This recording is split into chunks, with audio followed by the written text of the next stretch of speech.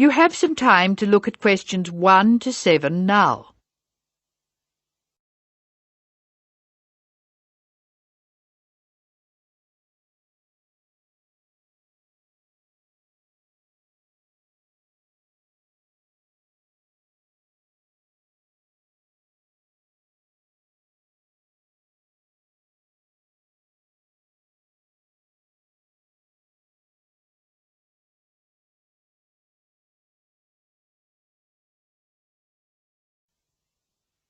Now we shall begin. You should answer the questions as you listen, because you will not hear the recording a second time.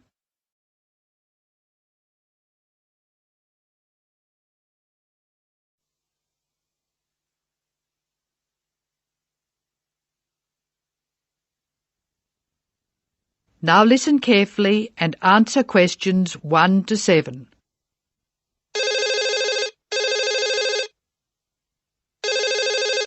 Hello, Megan speaking. Hello, Megan. Hello, Ken. I'm glad you called. Thomas asked me to give you his telephone number. Is that his office number or his home number? I can give you both. His new home number is 9452 3456. Would you like his office number? I think I have it. Does 97314322 sound right? That's it. But the home number is 9452 3456. He moved in last week. Good. I've got that. Now, what would you like to do? Well, I'd like to go dancing, but Jane's hurt her ankle, so she'd rather not. That's a pity. I guess it means she doesn't want to play tennis either. That's right. She says it's okay to go bowling if we don't expect her to do well. Okay, let's do it. I guess we can go dancing some other time. Well, I booked us some time at the bowling alley of Entertainment City. Do you know it? Is it on Smith Street? Down near the university? That's right. It's on the corner of Smith Street and Bridge Road. What time did you book for? The first booking I could get was 8 o'clock. Okay, it's 7 now. What do you want to do first? Well, I think we should leave now. We can meet at the bowling alley. I can't be that quick. I have to call Thomas to start with, and I need to get changed. Okay, I think I'll leave in 10 minutes and meet you in there. That makes sense. I'll take my car, so I'll be quite quick. I'll be out of here in half an hour. Okay. You're so lucky to have a car. You can get around so easily. Well, yes and no. I often spend ages driving around trying to find a park. The traffic can be very bad. Well, that won't be a problem for me, because I'll take the bus. It goes right past my door, and I'll have plenty of time. Sounds good. Who else is coming? I think nearly everyone from the afternoon class will be there. Which class? The big maths class or the afternoon tutorial? The maths class. What's more, we get a concession for large numbers. That's good. I'm trying to keep my expenses down this month. So am I. I expect tonight will cost about $20. You must be good with money. I expect it to come to, nearly $40. So how are you going to manage that?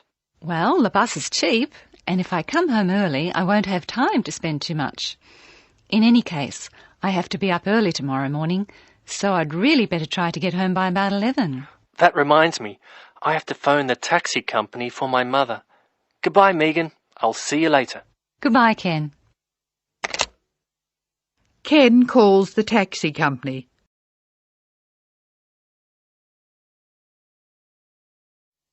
First, look at questions 8 and 9.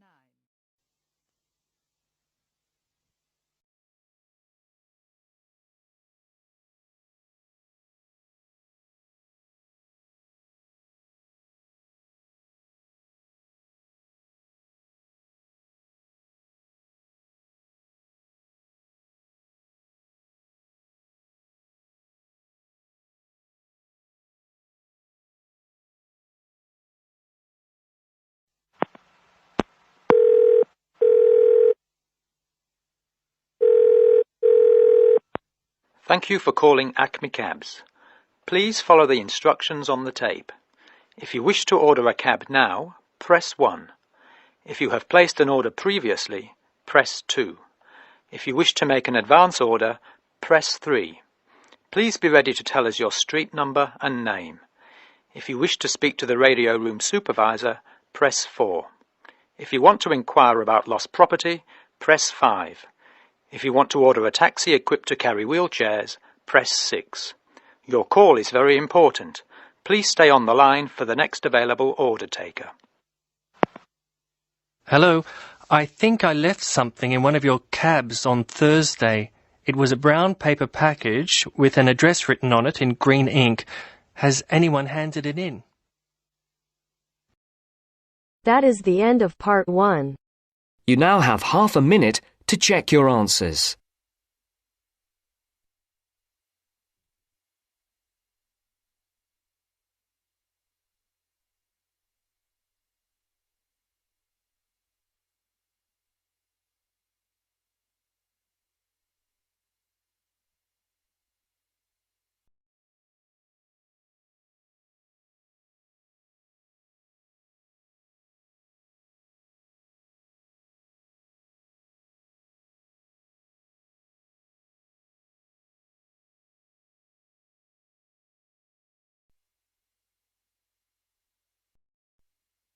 Now turns to part 2. Part 2. Listen to the guided tour commentary and answer questions 11 to 20. You now have some time to read questions 11 to 20 first.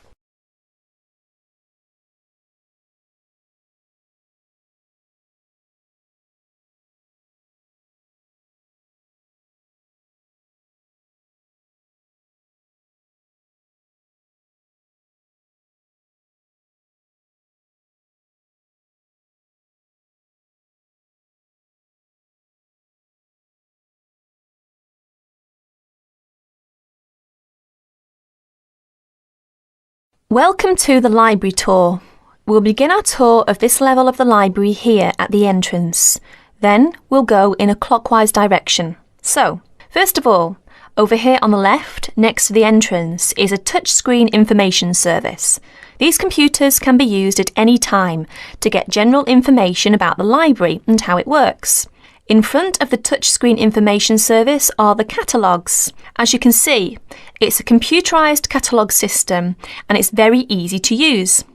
The catalogues are linked up to the other libraries at the university, so make sure you check which library a book is in when you are trying to locate a particular item. Next, along here on the left, we have the circulation desk for borrowing and returning books. The returns area, the place for returned books and other items, is at the end of the circulation desk, near closed reserve.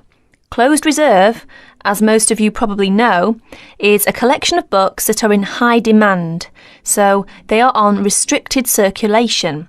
If a book is on closed reserve, you can only borrow it to use within the library for 3 hours at a time. Over there in the corner are the shelves for newspapers. The library has an extensive collection of local and international English language newspapers. They are kept on those shelves for 1 month and then stored elsewhere. As we continue on our tour, around to the right, this large central section is the reference section. Reference texts cannot be borrowed for use outside the library. They must be used within the library. All these shelves in the centre of this level are the reference section. Now, the stairs here on the left lead to level 2 only. On level 2 are most of the law books. To go up to the other levels of the library, you have to use a lift. Beside the stairs are the restrooms for this floor. Now, as we walk around this corner to the right, this large room on the left is the Audio-Visual Resource Centre. You can come here if you wish to listen to a tape or watch one of the library's videos. Next to the Audio-Visual Resource Centre is the photocopying room. There are 15 copiers for student use, and we've recently added a colour copier. The system for copying uses cards, not coins. You can buy a photocopy card from the technician in charge of the photocopying room or from the information desk if he isn't here at the time. On our right, these work tables are for student use, especially for small groups to work together, or you and your colleagues can use the conference room, which is that small room there next to the lockers. You can work on group projects in the conference room without disturbing anyone, and there's a conference room on each level of the library. The round desk in front of the lockers is the information desk. If you need help using the catalogues or you need to organise a loan from another library, the information desk is the place to come.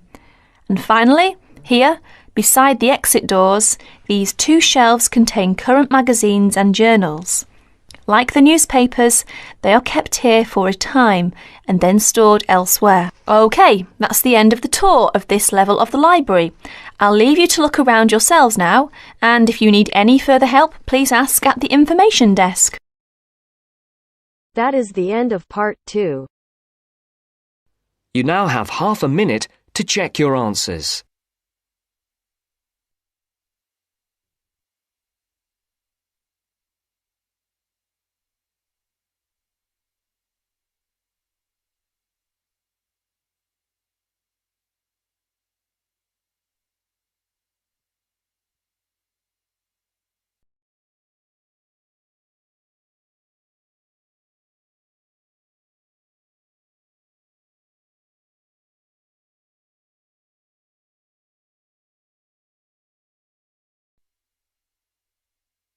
Now turns to part 3.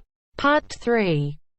You will hear a radio program in which the speakers discuss the importance of looking after old people in winter.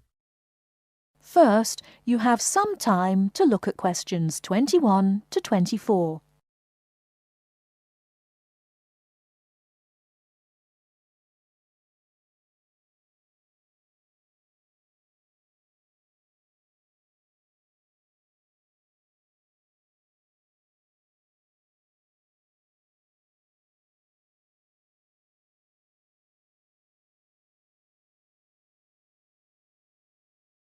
Now, listen carefully and answer questions 21 to 24. Now listen and answer the questions. Nobody likes cold weather, but for old people it can be particularly uncomfortable and dangerous. They can become cold without even noticing it. To keep warm, they may need help from friends and neighbors like you. To find out how we can help, we've invited a representative from the Social Service Department at the Town Hall to talk about the Winter Warmth Code campaign. Mr. Hastings, can I first ask you why it is so important to keep an eye on elderly people during cold weather such as we've been having lately? Yes. There are two main reasons. First, the old suffer from the cold more than the rest of us. They're not as active or strong as you and me, and it's harder for them to keep warm. This can lead to all sorts of complications. They have less resistance to infection. The quality of their lives is badly affected, and in extreme cases, they may need to be hospitalized. According to the newspapers, old people are actually dying of the cold. Is this true? I'm afraid it is. I said before there were two main reasons why we should keep an eye on old people. Well, the other major problem is that so many pensioners cannot afford to heat their homes properly. Before you hear the rest of the talk, you have some time to look at questions 25 to 30.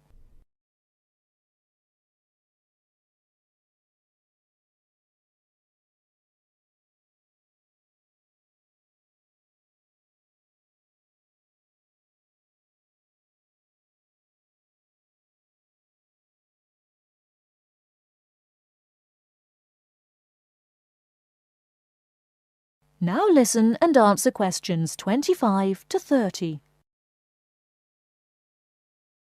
They may already be living in difficult circumstances. Then, in an exceptionally cold winter such as this one, they may just not have enough money to pay for the extra heating necessary. It seems terrible that in a society such as ours, this should be happening. It is. And What the Winter Warmth Code campaign aims to do is to bring this problem to the attention not only of the government, but of everybody else in society. We all have a duty towards our old people to make sure that they do not suffer in this cold weather. So now to the practical side of things. What can we do to help? Well, we all know someone old, a relative maybe, a neighbor, someone living round the corner. We should adopt that person and make sure that we spare a few minutes every day to check that everything is okay. Make sure, even if the old person is not actually ill, that he or she is not suffering. Check when you go inside that the house or flat doesn't feel cold to you. It's a good idea to try to feel some part of their body, like their face or hands. Old people can become cold without even noticing it, you know. Okay, and if a person is too poor to afford to heat the house or flat? The best thing then is for the old person to live in one room only and to make sure that that one room is warm. Check that the bed is on an inside wall. Move it yourself if necessary. Check the room for drafts. A lot of cold air gets into the room through old windows or badly fitting doors. Is food important? Yes. Make sure that the old person is eating well. You could help by cooking for them or doing the shopping. Remember, a good hot meal a day makes a big difference. Also, make sure that they are well dressed. Old people need to wear more layers of clothes than we do, particularly at night. One last question, Mr. Hastings. Is there nothing the state can do to help? Oh, yes, indeed. Contact your town hall to find out about local organizations already involved in this kind of work. If there is a local Meals on Wheels service, for instance, you could get your adopted old person on the list. Then, of course, there are also many state benefits which an old person could be entitled to, and which he or she doesn't know about, and which therefore he or she is not claiming.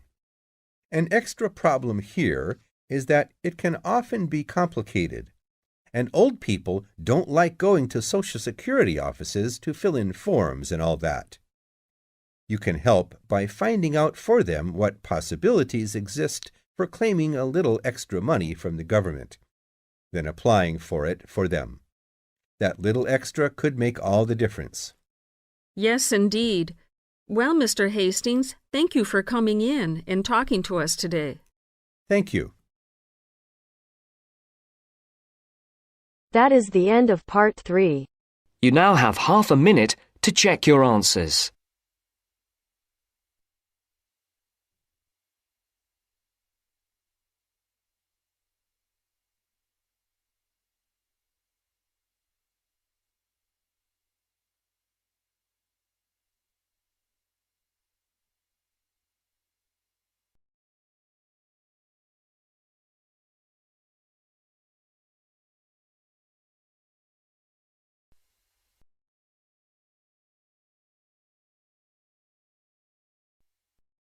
Now turns to part 4. Part 4. In this section, you'll hear a lecture on coral reef. First, you have some time to read questions 31 to 40.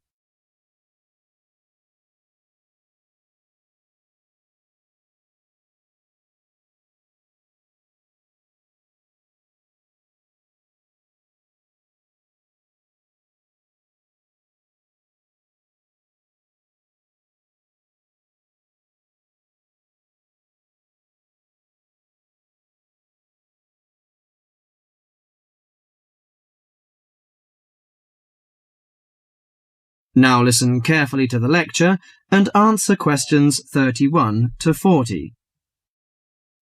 Do you fancy diving in the wonderful world of coral reefs, green sponges, colourful fish and red crabs? It is a rich garden beneath the waves. But how much do you know about the corals? Are they animals or plants? What are the threats to coral reefs? Today, Mr. Tim Harford, Executive Director of the Coral Reef Alliance, is going to introduce the facts about coral reefs. Good afternoon, everyone. Coral reefs are one of nature's most magnificent creations. It is filled with thousands of unique and valuable plants and animals. Over 1/4 of all marine species depend on healthy coral reefs. Humans also depend on coral reefs. These marine ecosystems are the primary source of food and income for millions of people, a vast repository of valuable chemical compounds and medicines, and a natural wave barrier that protect beaches and coastlines from waves and storms. Coral is actually the exoskeletons of coral polyps. Made from limestone, these skeletons build up over time, forming the reef. New corals are born each April. At a certain hour, on a certain night, mature corals suddenly release clouds of eggs and sperm into the sea. After the fertilized eggs take root on the seafloor, they can grow up to 15 centimeters per year. Coral reefs are present in the waters of over 100 countries. These are warm, 18 to 29 degrees centigrade, shallow, sunny regions primarily between the tropics of Cancer and Capricorn. Only clear, warm salt water can support a coral reef. And because sunlight is crucial to the reef's survival, the water must also be shallow. The algae that grow on coral provide much of the coral's food. In deeper water, algae cannot get the sunlight they need to grow. Most coral reefs are in the tropics because natural conditions there are perfect. In their modern form, coral reefs have thrived on Earth for over 50 million years. In recent years, however, more than 11% of the world's reefs have been lost, with another 16% severely damaged during the El Niño event in 1998. Up to 32% of coral reefs may be destroyed by human activities in the next 30 years if we do not take action now. Corals and coral reefs are extremely sensitive. Slight changes in the reef environment may have detrimental effects on the health of entire coral colonies. These changes may be due to a variety of factors. One of the greatest threats to coral reefs is human expansion or development. As human population increases, so does the harvest of resources from the sea. Due to overfishing, reef fish populations have been greatly decreased in some areas of the world.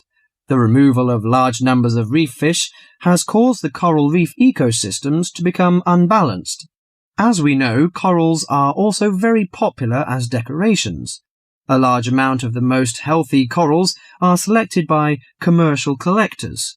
They sell the corals to souvenir shops, where a large number of tourists wait to purchase them as decorations or souvenirs. Coral reefs also receive much damage from both commercial and private vessels. The leakage of fuels into the water and the occurrence of spills by large tankers are extremely damaging to local corals. Although much of the coral reef's degradation is directly blamed on human impact, there are several natural disturbances which cause significant damage to coral reefs. The most recognized of these events are hurricanes or typhoons, which bring powerful waves to the tropics. These storm waves cause large corals to break apart and scatter fragments about the reefs. Home to a diverse community of creatures, coral reefs are underwater treasure chests of colour and activity. Predators and prey swim and crawl among the coral in nature's never-ending dance of life and death. This lively, fascinating world beneath the waves is just waiting to be explored. That is the end of part 4. You now have half a minute to check your answers.